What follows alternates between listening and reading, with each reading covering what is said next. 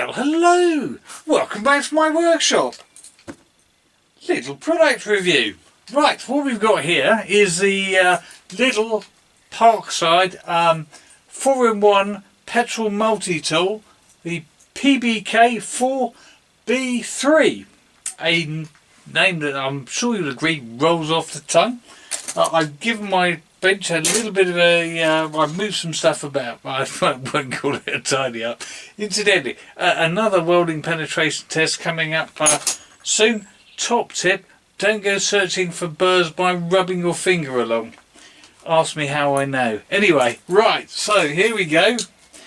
What we're going to do here is quick unboxing, and then I will actually be, so I thought I'd get this done and stick it up. What I will actually be doing is doing the doing tests over the weekend on a hedge where I can do the top, got a bit of brush cutting work, a little bit of strimming, and then the using the pole saw, which is bigger than my electric pole saw. It has an engine on it, petrol engine obviously, 1.45 kilowatts, which is just a smidgen under 2 horsepower. So as petrol engine devices go, for a handheld tool, it's reasonably powerful. Albeit up there it's becoming a little bit uncooperative, so I shall get a less stabby thing out. So just get in there and there we go. Out you go. We can open up to reveal what's inside. I can tell you the box, I reckon it doesn't have a weight on it anywhere. Let me just double check the top. I didn't see a weight on it anywhere when I bought it. No, it doesn't have one up there either. It weighs about 15 kilos I reckon, so 30 pounds is not light. I suspect most of that weight is in the engine, which isn't a problem then because you've got a harness. It's not like you're using a hedge trimmer where you're holding it up like that, or indeed a chainsaw.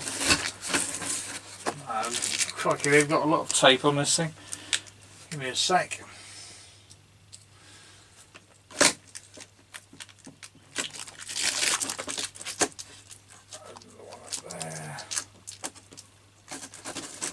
So it stops people ripping the thing open in the shop, or this it makes it harder for them to do.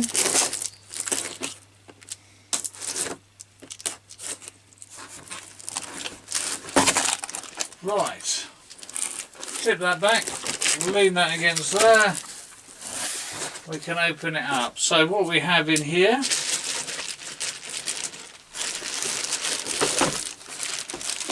a whole bag of gubbins we'll come back to in a minute. Lots of different things to put on. We have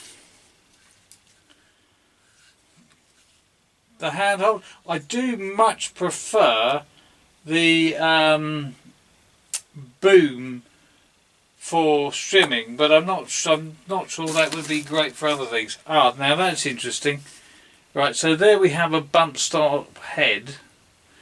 That string there is quite thick, so that is going to be, I suspect, quite good. Right.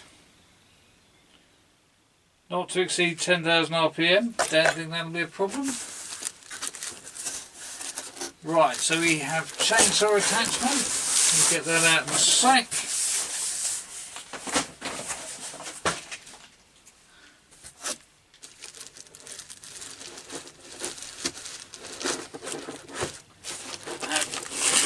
Whoa. Now, there is the actual motor. Let me get that. Oopsie daisy. There we go. Now that motor is most of the weight. We'll have a look at that in a sec.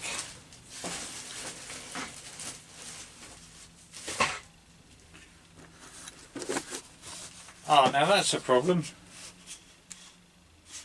Mixing bottle, got a hole in it. That's a packaging error. It might be in the way I pulled it out of the box, but that's not good. Not relying on that mixing box myself, but nevertheless, a bit irritating. Right, that is the hedge cutter attachment.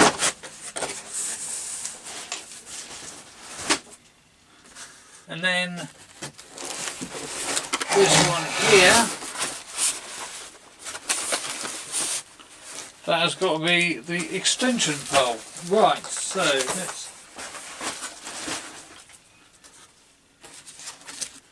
we have a vicious little brush cutter blade.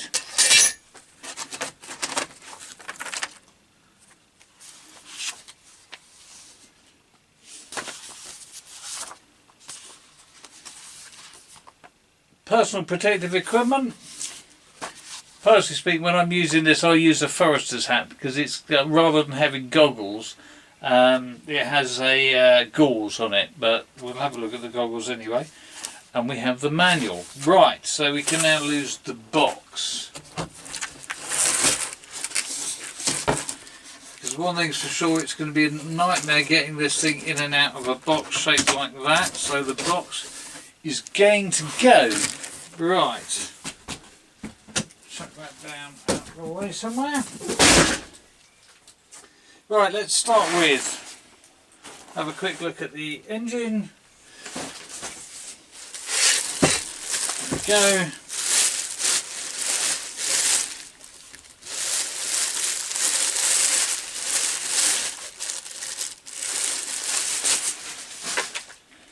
As we said, that got a, on this one here, I mean there's a, this is where the weight is, and I say that hangs on a shoulder harness. You have a multi-point connector up there for your harness. That's good.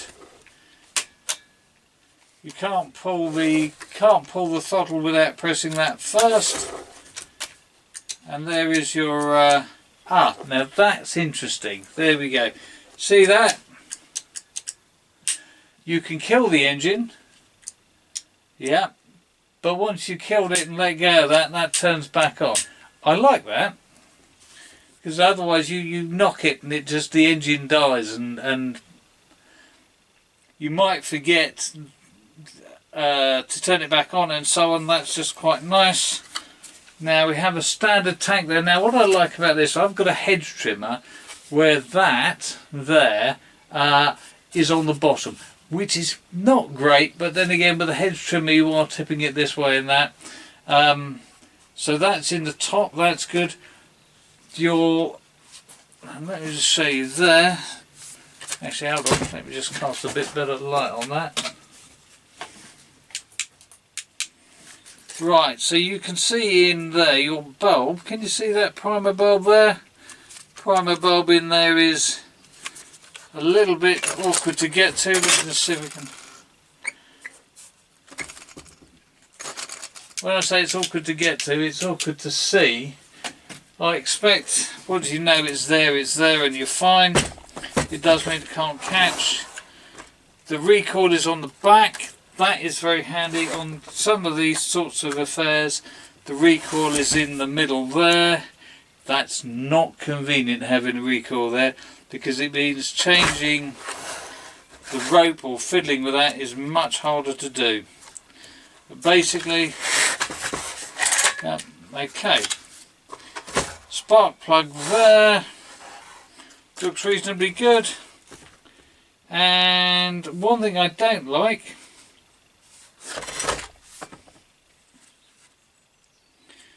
is it doesn't have moulded into the cap what the fuel mixture is, but it is written there, which is 40:1. So that's okay. I'd like it moulded into the cap if they could, but they haven't. Right. Heat shield on the fuel tank round by the exhaust. Reasonable sized fuel tank. That looks good. Right, next in order, let's have a look at the bag of goodies.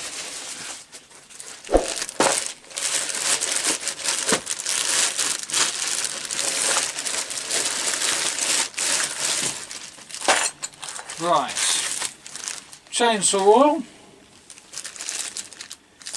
That is the Lidl organic chainsaw oil. I don't use it as two-stroke oil. We have the strap. Oh, now that's interesting.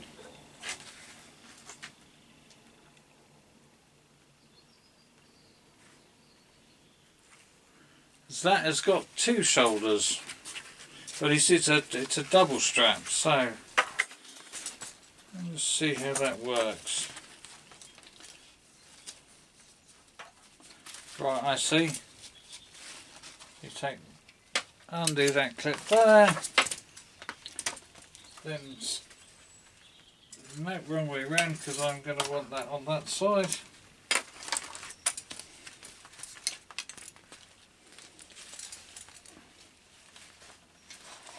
Stick that over there.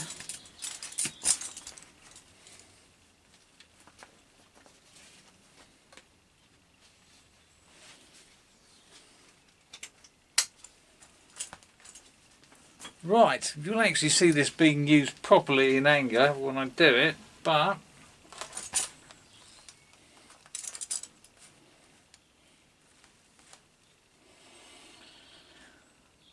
right, that's looks reasonable. A little bit tight on me right now. So while I'm here, I will adjust that. Only criticism I've got of that is, if I was being critical, overly critical, is obviously that's plastic and that might, you can see that might shred. The rest of it though looks reasonably good. And that there similarly, that's a pad that your engine is going to bounce against. Right, so that's reasonable. We have more line. That's actually the same size. I'll tell you what, I'm just going to check to see if that's the same size line. Let me just tell you how thick that line is. Right, so the line that's in there,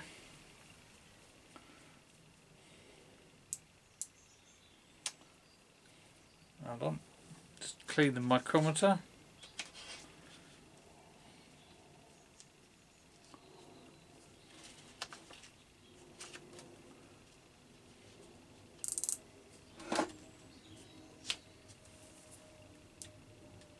Right, so the line that's in there is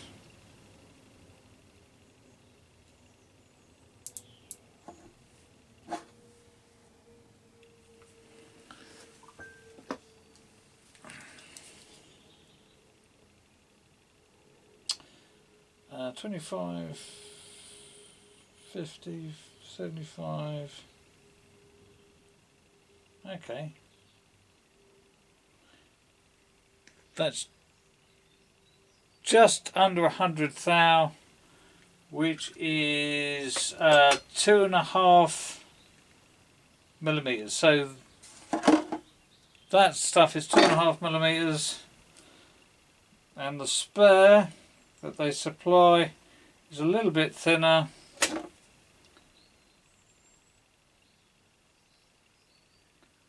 Not by much, just happens to be a little bit thinner, but it's also approximately 2.5 millimeters. Right, okay, so that's the standard line it takes. That's quite a brutal line, and the maximum cutting on that is 43 centimeters. Where did I? Do you know what? I think it's over there. Right, quite a decent size. Anyway, right, you also have goggles.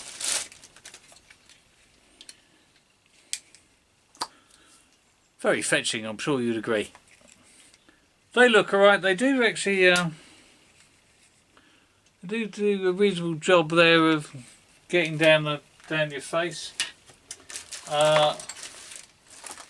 We have the guard for the strimmer, which includes, and before you use it you want to take that off, that just trims the line at exactly the right size, so that's nice. That's not quite pushed all the way home, or is it? No, it is. It's just okay. Right. And last but not least, in there is a zip-up tool bag which contains your standard one of these, flat bladed screwdriver on that end. That comes in handy with a chainsaw attachment, and 2 Allen keys. Not quite sure the sizes. I'd say 6 or 7 mil at about 4 or 5. Right, so that's what's in there. A quick look at this blade.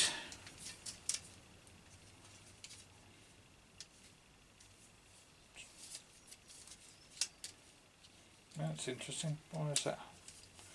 Why would you make that hard to get off? No, it's not that hard to get off. Right, and then we'll just push that out there. Brush cutter blade.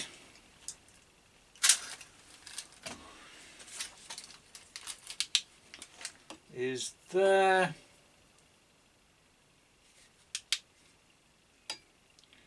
See, it's a reasonably standard, not sharp, but as it were, slightly chiselled edge there. That's alright. Right, there we go. So, next we are going to go for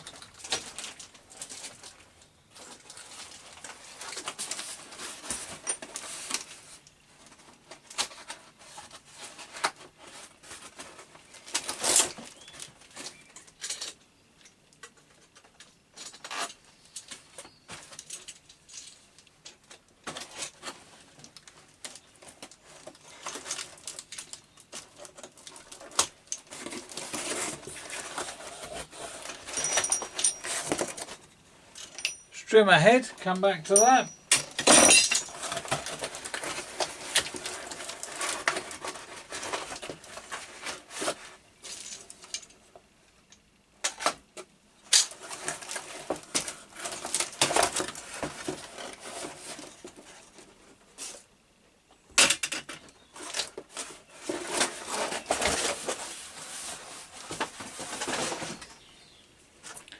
A lot of trees have been killed to make this product. Right, so we have the extension pole.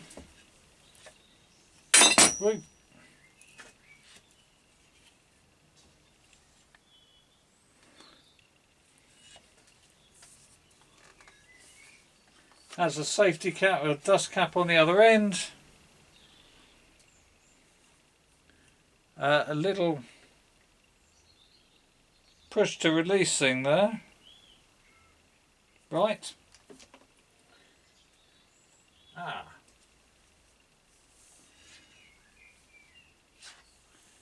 Right. Okay. So that's got a spline there, external spline that end. Apart from that, it's a solid shaft.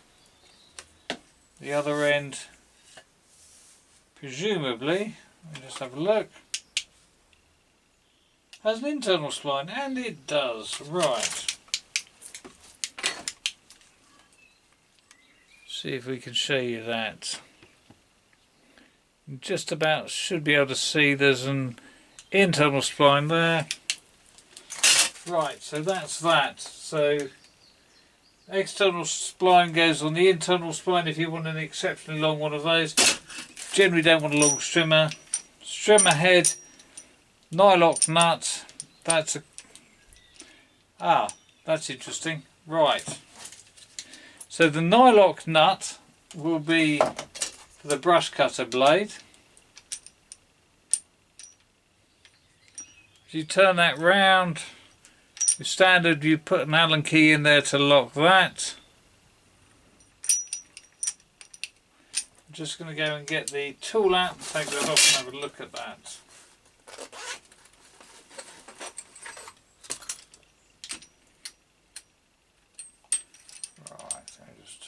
round.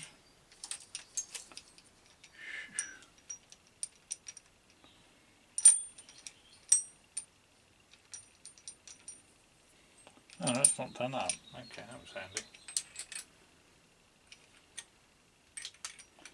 Oh, hold on. Yeah. Left-handed thread, by the way.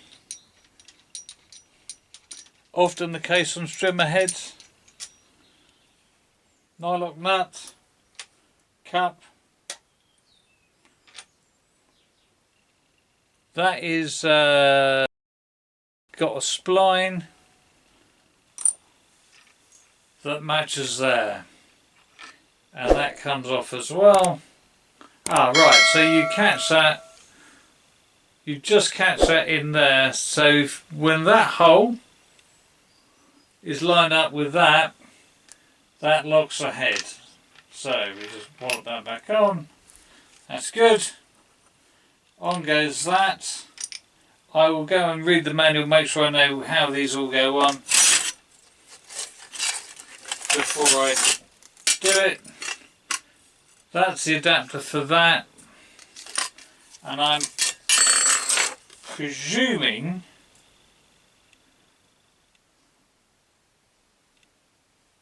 that that also goes straight on there without that and without that. So that then should just go spin on there, and it does. So we're all good. Right. So the head is reasonably standard. Again, left hand thread. Nylock like that. Right.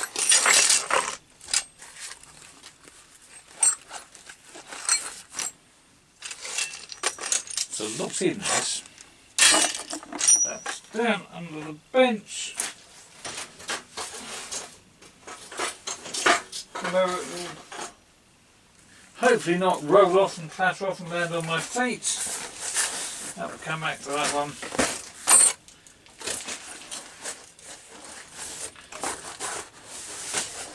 Hedge trimmer attachment. Let's have a quick look at that.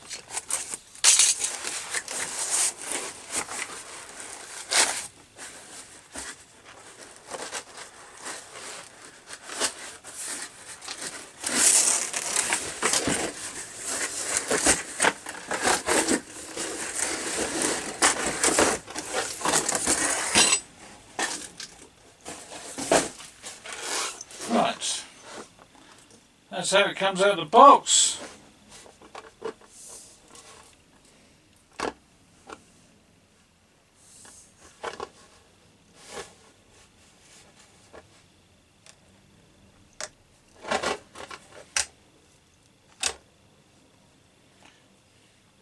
And if you look there, take that off for a sec. That's the length of the blade. Relatively speaking, it's not especially long for a hedge cutter.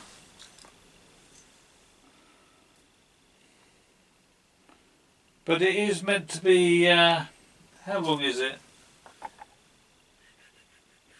48 centimetres, right. So if you can want to alter it there, you can push that. So that won't move of its own accord because it's caught there. So you push that down, and you can change the angle. And then it's locked.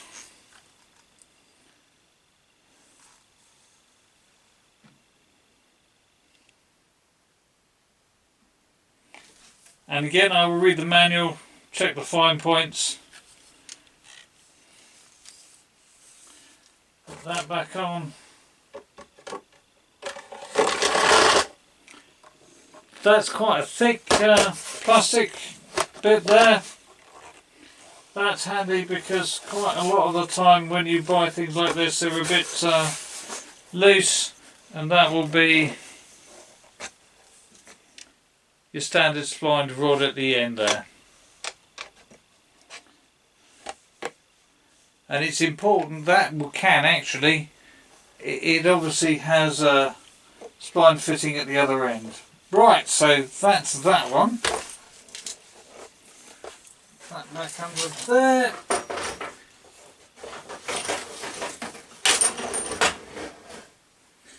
Last but not least, surprisingly light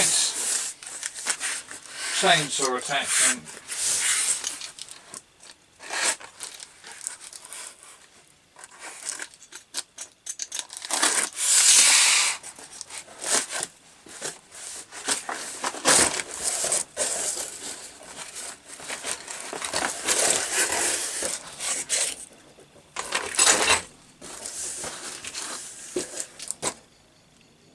Not sure what that's for. Ah. Separate chain. Hold on. Ah, right, okay. So, missing something there. Chainsaw bar. That looks reasonably straightforward for a chainsaw. Just quickly see how that goes. I'm not going to put the chain on it now. Okay. The chainsaw head doesn't tip or twist or anything like that, just so that you know. Okay, so your chainsaw bar, as in other words, it's just stuck out straight in front, so however you want to do it, well, okay, so just to explain, for those not in the know, just stick that somewhere, see if we can just cast a bit of light forward. Right, so there we have chainsaw sprocket, should have an oiler port there, which I'll come back to. Don't know how the oiler is driven. It doesn't look, well, there are a whole bunch. And this here adjusts the chain. So we will put the chain on, but just very briefly. Right, so the chain will, that will go on like this. And it will engage this here. Then you put this back over the top.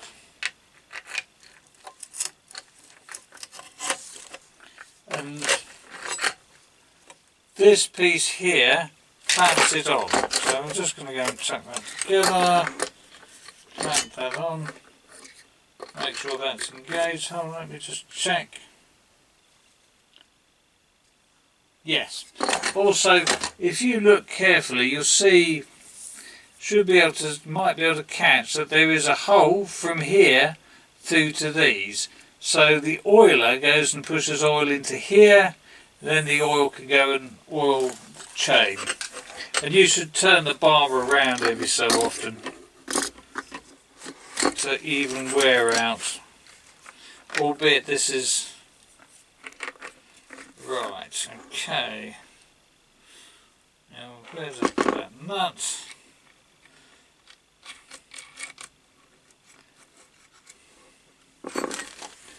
So we're just going to go and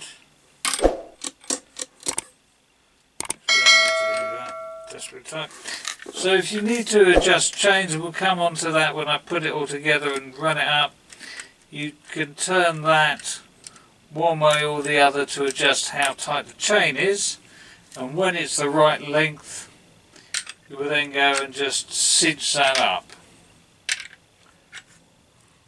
It doesn't want to be hung on to, so don't be grabbing it out here. It's more than enough to be grabbing it like that and just tip it round. Right. Ah, now that's interesting.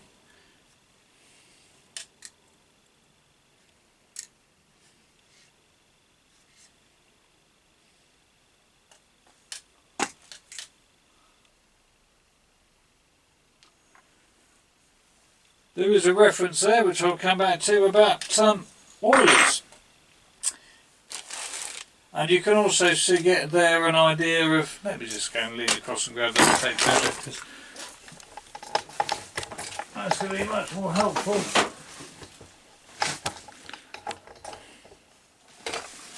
Okay, the blurb says it will cut up to 30 centimetres thick. I'm going to do, just measure from there.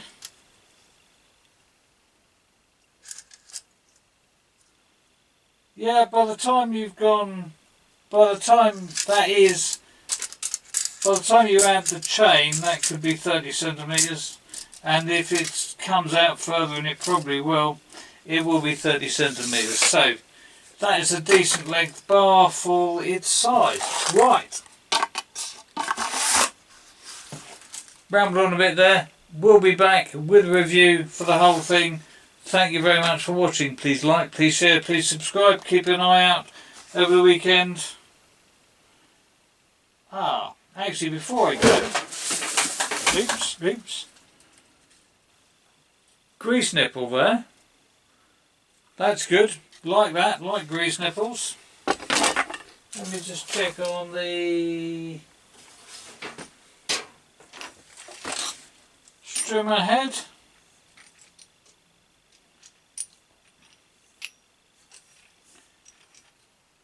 No grease nipple there, so I presume you have to stick some oil in somewhere. I shall have a look at that. Right, anyway, keep an eye out for the other part of the review.